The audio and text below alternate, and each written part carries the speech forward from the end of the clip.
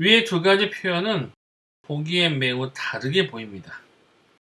알고리즘이 매우 간단하면 보통 말로도 표현이 쉬우나 복잡하게 되면 말로 설명하기에는 매우 큰 어려움이 따릅니다. 그래서 대부분의 경우는 알고리즘은 의사 코드로 표현을 하고요.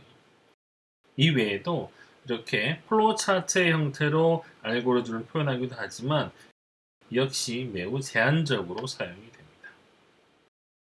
맨 앞에서 스타트를 한 다음에 i는 1이 되고요. A0, 아까 말했던 배열의 첫 번째 값이 max의 할당이 됩니다. 그 다음부터는 이 a의 i 값이 max 값과 비교 연산을 해요. 그래서 ai가 max보다 크면 ai가 max가 되는 것이고요. 자, 이 마름모는 판단을 위한 기호예요. ai가 max보다 크지 않으면 이 라인을 따라서 밑으로 떨어지게 됩니다. 자, i가 10이면 밑으로 떨어지는데 만약 그렇지 않으면 다시 i를 1 증가시켜 주죠. 그러면 다시 이렇게 반복이 되고요. 이번에는 1이 아니라 2가 되어서 다시 비교를 합니다. 역시 ai가 더 크면 ai 값이 max로 바뀌고 그렇지 않은 경우는 바로 이렇게 진행을 합니다. 자, 이 과정이 언제까지 반복이 됩니까? 자, 이 과정이 i가 10일 때까지 반복이 돼요. 그래서 i가 10이 되면 print max 하고 끝나게 되는 것이죠. 자, 앞서 우리가 슈도 코드에서 봤을 때는 여기가 9까지였죠. 근데 여기서는 지금 10이라고 했는데 실은 여기는 10이 아니고 9가 되어야 맞을 것 같아요. 왜냐하면 9가 되면은 마지막 인덱스 값까지 비교를 한 거기 때문에 더 이상 비교할 필요가 없어서 밑으로 떨어져도 됩니다.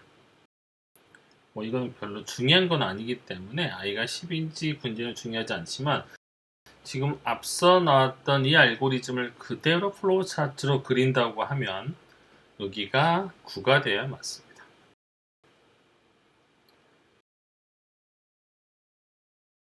다음은 알고리즘의 분류입니다. 문제의 해결 방식에 따른 분류입니다. 먼저 분할 정복 알고리즘입니다. 이는 우리가 3장에서 다루게 되는데요. 우리가 앞서 가짜 동전을 발견하는 문제에서 이 분할 정복의 예를 본 적이 있습니다. 두 번째는 그리디 알고리즘이죠. 이건 우리가 거스름돈 문제에서 확인을 할 수가 있었고요. 세 번째, 동적 계획 알고리즘입니다. 이것은 우리가 5장에서 보게 될 것입니다. 그 다음에 근사 알고리즘, 그 다음에 백트래킹 기법, 분기 한정 기법 등입니다. 그 외에도 확률 개념이 사용되는 랜덤 알고리즘이나 또는 특정 환경에서 제기되는 문제들을 해결하는 병렬 알고리즘 또는 분산 알고리즘, 양자 알고리즘 등이 있습니다. 또한 최근에 인공지능 분야에서 많이 사용되는 유전자 알고리즘 방법이라는 것도 있고요. 문제를 해결하는 방식은 문제의 속성과 밀접한 관계가 있으므로 어떤 문제는 분할 정복 알고리즘이 더 효율적일 수 있고요. 또 어떤 문제는 그리디 알고리즘이나 기타 다른 알고리즘이 더 효율적일 수도 있습니다. 또한 모든 문제가 위에서 분류된 방식의 알고리즘만으로 해결되는 것은 아니고 이름 지어지지 못하는 알고리즘도 다수 존재합니다. 이 알고리즘들은 서로 유사한 성격을 지니지 못하기 때문에 따로 분류하여 명명하기가 어렵고 세분화하기에는 또 너무 다양합니다. 그러나 보통 우리가 문제 기반으로 알고리즘을 분류하기도 하는데요. 그 예로 정렬 알고리즘 또는 그래프 알고리즘, 또 기하 알고리즘으로 나눌 수가 있고요. 특정 환경에 따라서 병렬 알고리즘, 분산 알고리즘, 양자 알고리즘으로 나눌 수도 있습니다.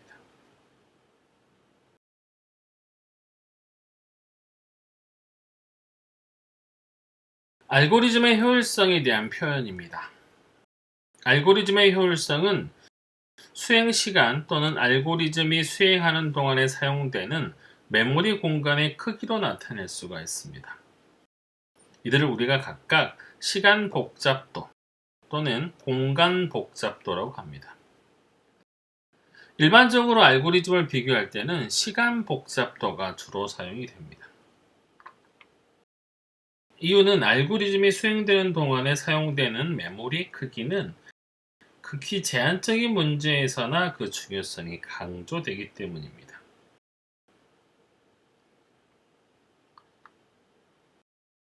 시간 복잡도는 알고리즘이 실행되는 동안에 사용된 기본적인 연산 횟수를 입력 크기의 함수로 나타낸 것입니다.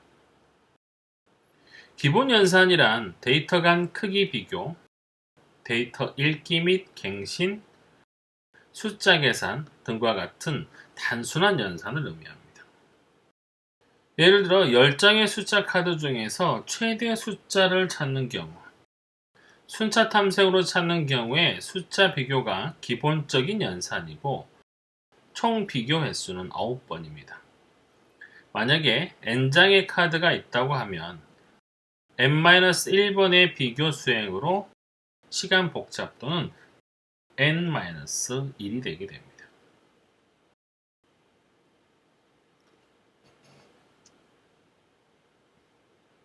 알고리즘의 복잡도 표현 방법은 세 가지 방법으로 나눌 수가 있습니다.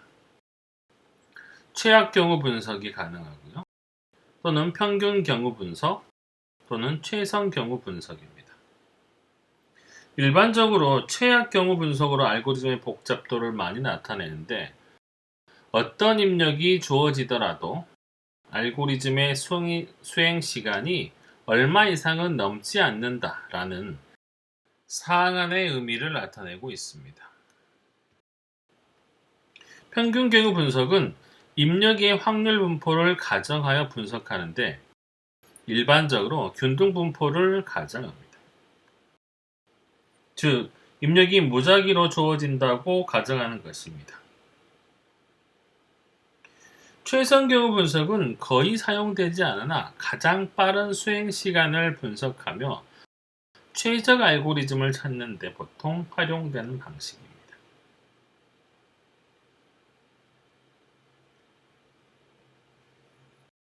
그 외 삼각 분석은 일련의 연산을 수행해서 총 연산 횟수를 합하고 이를 연산 횟수로 나누어 수행 시간을 분석합니다. 애머타이즈는 분할 상환하다라는 뜻을 가지고요. 상각은 보상하여 갚아주다라는 뜻입니다.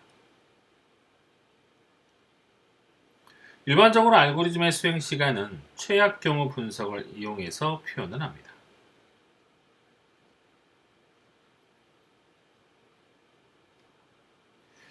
각각의 분석에 대한 이해를 돕기 위해서 다음과 같은 상황을 한번 생각해 보겠습니다. 철수는 매일 지하철을 타고 학교에 갑니다. 집에서 지하철까지는 6분이 걸리고요. 지하철을 타면 학교까지는 20분, 강의실까지는 10분이 걸린다고 합니다.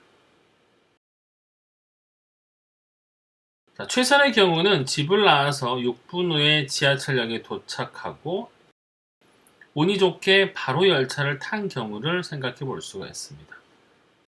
최선 경우는 6 플러스 20 플러스 10 따라서 총 등교 시간은 36분으로 계산할 수 있습니다. 하지만 보통 이런 경우는 많이 발생할 수가 없고요. 최악의 경우 열차에 승차하려는 순간 열차의 문이 닫혀서 다음 열차를 기다려야 하고 다음 열차가 4분 후에 도착을 한다면 최악 경우는 6 플러스 4 플러스 20 플러스 10 해서 총 40분이 걸리게 됩니다.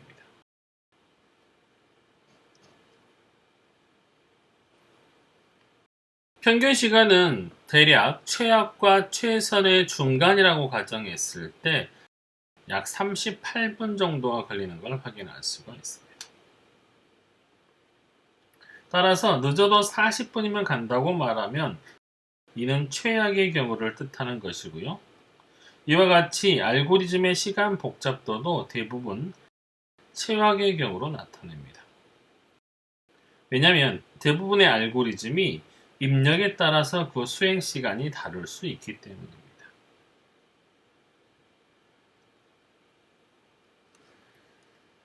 삼각 분석 방법을 사용을 하면 단순히 한 번의 등교 시간을 분석하는 것이 아니고요.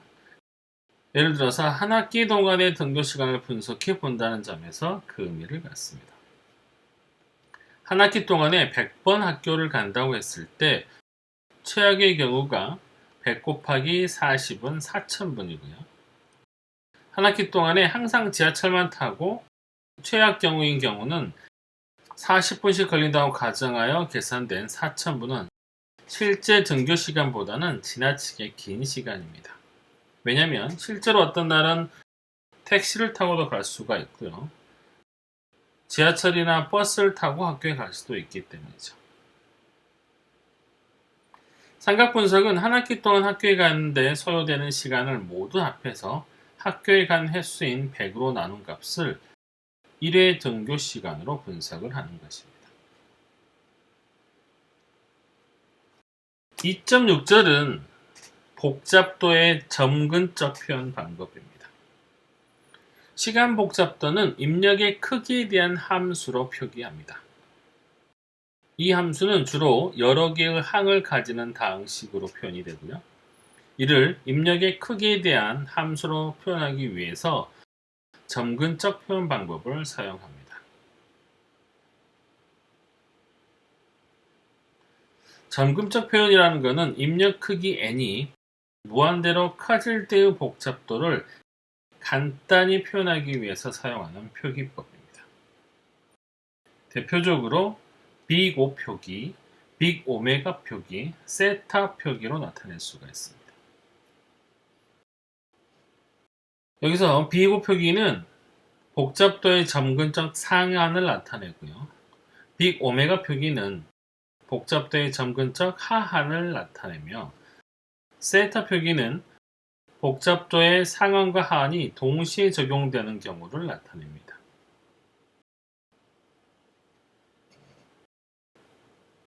먼저 빅5 표기에 대해서 한번 보겠습니다.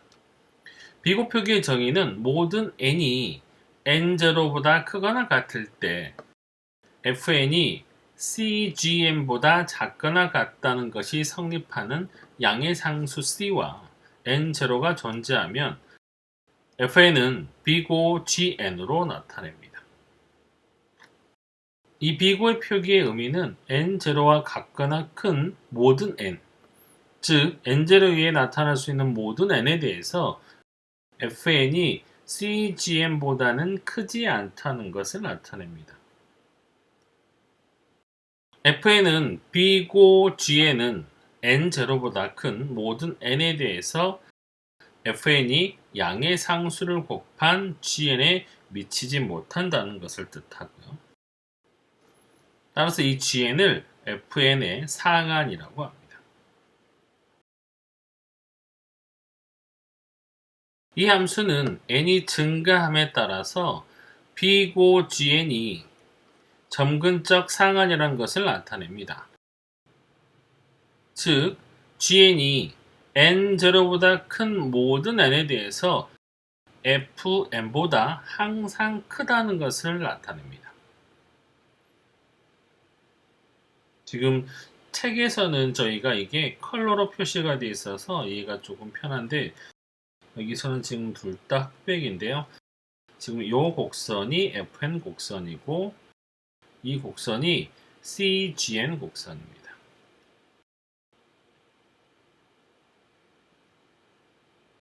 자, fn이 2n의 제곱 마이너스 8n 플러스 3일 때 fn의 비곱 표기는 비고 n의 제곱이 됩니다. 이 fn의 단순화된 표현은 n의 제곱으로 나타낼 수가 있고요. 단순화된 함수 n의 제곱에 임의의 상수 c를 곱한 cn의 제곱은 n이 증가함에 따라서 항상 fn의 상한이 될 수가 있습니다. 그래서 조건은 c는 0보다 커야 되겠죠. 만약에 c가 5일 때를 예를 들면 fn은 2n의 제곱 마이너스 8n 플러스 3과 5 곱하기 n의 제곱과의 교차점 n0가 생기는데 이 교차점 이후에 나타나는 모든 n에 대해서 n이 무한대로 증가할 때 항상 2n 제곱 마이너스 8n 플러스 3보다 이 cn의 제곱의 그래프가 커진다는 것을 나타냅니다.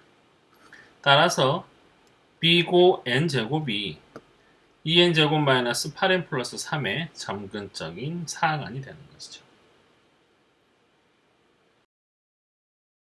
빅 오메가 표기에 대해서 보도록 하겠습니다.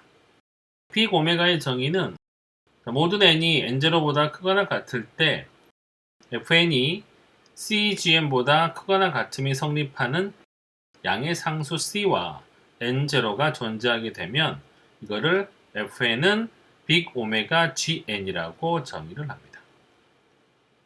빅 오메가 표기의 의미는 n0보다 큰 모든 n에 대해서 fn이 cgm보다 작지 않다는 것을 나타냅니다.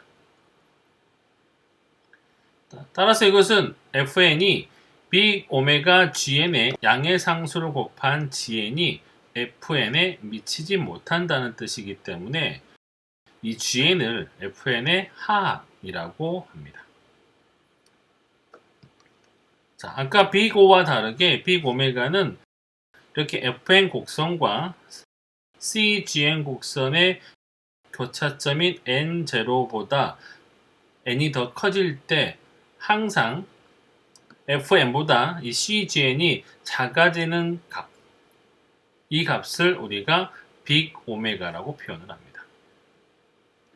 n이 증가함에 따라서 빅 오메가 gn이 점근적 하한이라는 것, 즉 gn이 n0보다 큰 모든 n에 대해서는 항상 fn보다 작다는 것을 나타내는 것이죠.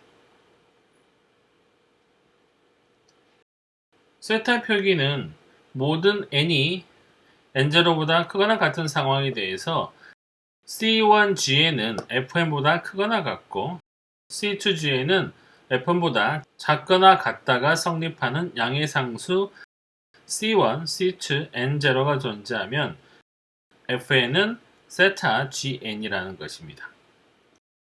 이 세타 표기는 수행시간의 비교 표기와 빅 오메가 표기가 동일한 경우에 사용을 합니다. 즉, 동일한 증가율을 의미하는 것이고요. 뒤에 그림을 보시면 아마 더 이해가 빠르실 겁니다.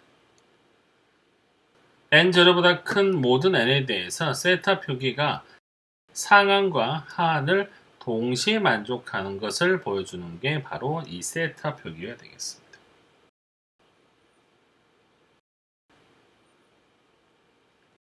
자, 여기서 몇 가지 우리가 알고 있는 상식이 있습니다.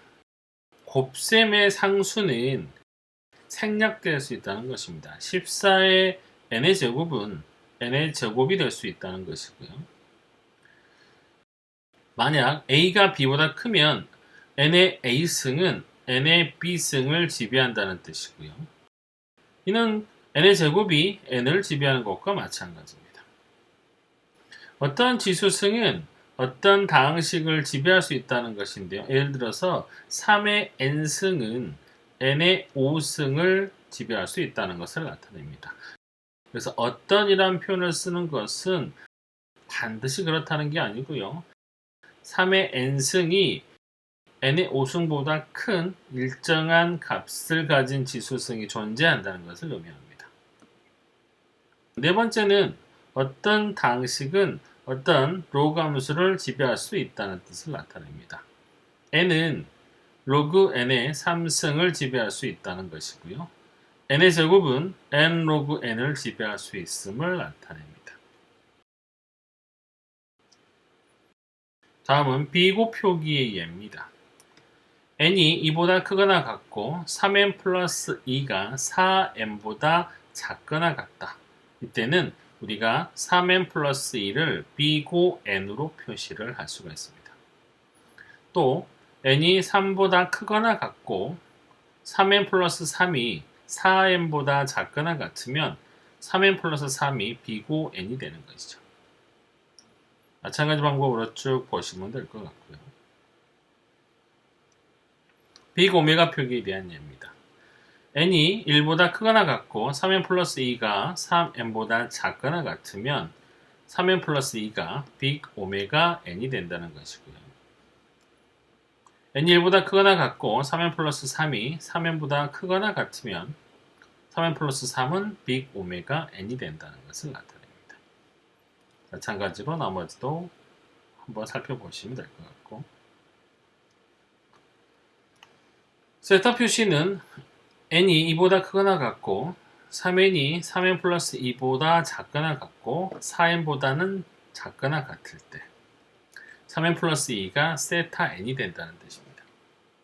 여기서 C1은 3이고 C2는 4, N0는 2가 됨을 알 수가 있습니다.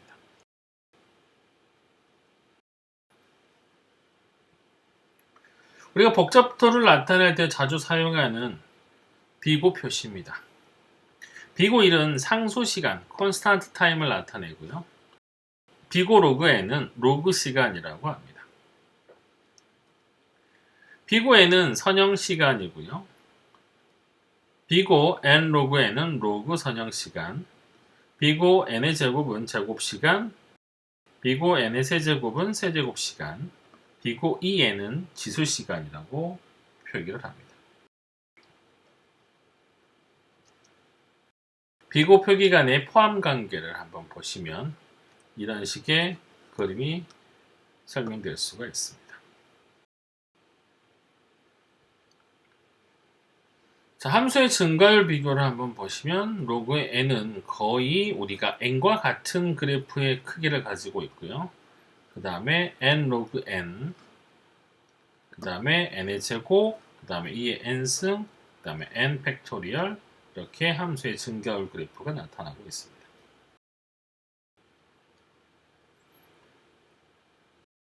(2.7절은) 효율적인 알고리즘의 필요성입니다. 10억 개의 숫자를 정렬하는데 PC에서 B고 N제곱의 알고리즘은 300여 년이 걸립니다.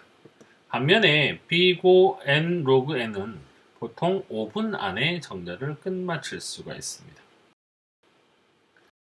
우리가 슈퍼컴을 사용하는 이유가 아주 복잡한 연산을 빠르게 하기 위해서 사용을 합니다.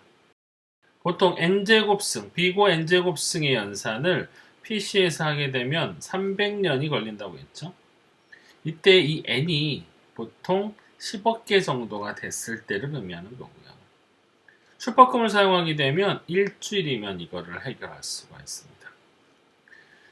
B고 n 로그 n의 경우 n이 10억인 경우는 PC에서 5분 정도가 걸리고요. 슈퍼컴에서는 약 1초 언더가 걸리게 됩니다. 효율적인 알고리즘은 슈퍼컴퓨터보다 더 큰 가치가 있다는 것을 의미합니다. 값비싼 하드웨어 기술 개발보다 효율적인 알고리즘 개발이 훨씬 더 경제적이라는 것을 알 수가 있는 것이죠. 요약을 해보면 알고리즘이란 문제를 해결하는 데 필요한 단계적인 절차 또는 방법입니다. 알고리즘의 일반적인 특성은 정확성, 수행성, 유한성, 효율성입니다. 정확성은 주어진 입력에 대해서 올바른 해를 주어져야 합니다. 하지만 이 정확성은 유한성과 또 효율성과 연관성이 아주 깊습니다. 답을 올바른 해를 찾고 있다고 해서 무한한 시간이 걸려서는 안 되고요. 일정한 시간 내에서 종료가 되어야 합니다. 그 효율성의 가치는 더 효율적일수록 훨씬 더 큰 가치가 있다는 건 앞선 표에서도 볼 수가 있었고요.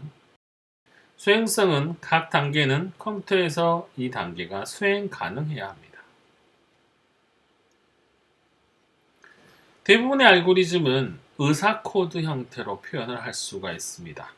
물론 이거 외에도 우리가 보통말 표현이라든지 어떤 책에서는 이거를 또 자연어 표현이라고 설명하기도 하고요. 또는 아까 봤던 것처럼 플로차트 형태로 표현할 수도 있습니다.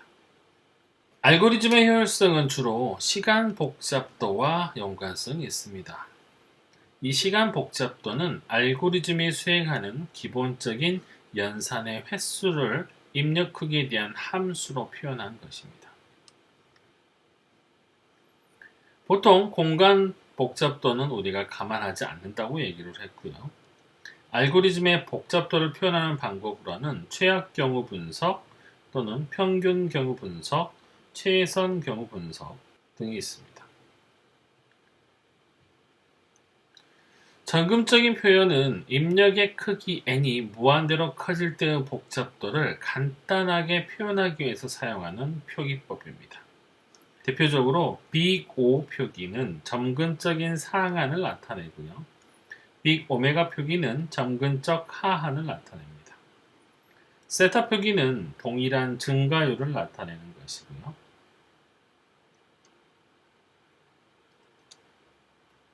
이상으로 2장을 마치도록 하겠습니다.